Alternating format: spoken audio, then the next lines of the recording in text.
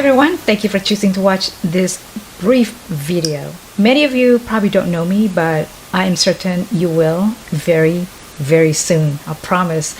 I have been reluctant to put this one out, and I think it's not fair. Although I had briefly mentioned this in my previous group meetings with some of you, but at this time I want to share it with you.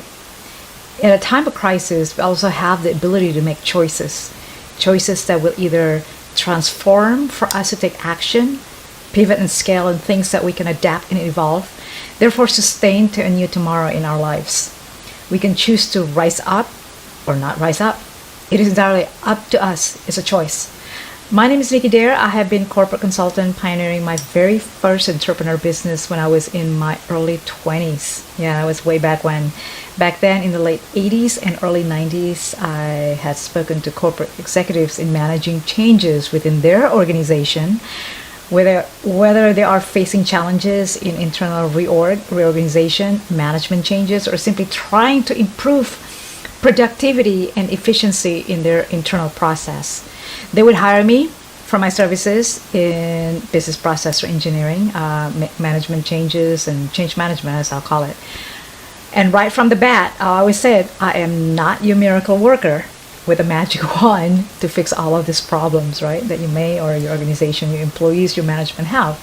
However, I can go in there to diagnose your problems and discuss with everyone, bottoms up, from the bottom to top, and provide customized solution to your organization needs, and entirely up to you guys to implement and deploy these calls to action, right? Okay, that was then. That was a good ride. That was back then, 2 decades ago. Now, fast forward, I want to take you guys to this time now with this temporary shutdown, the pandemic challenges and interesting time that we are riding right now. It is April 2020 right now with this temporary shutdown. Economy shutdown, taking a break. Numbers are way off. Employees are all affected, management, employees from bottoms to top. Nationally, globally, economy has been affected in every country around the globe. So one question, what have we learned? Business, just like our body and mind, going from shutdown, reboot mode, need to be upgraded, right? Right. So the business model of the old way, especially from back in the 80s and 90s, may not work anymore for the future of business for tomorrow, whether it is corporate America or just plain entrepreneurship, right? The world is changing environmentally, socially, culturally, also in doing business in so many different aspects, many different aspects, period. We will not survive if we were still to adapt the old ways in doing business.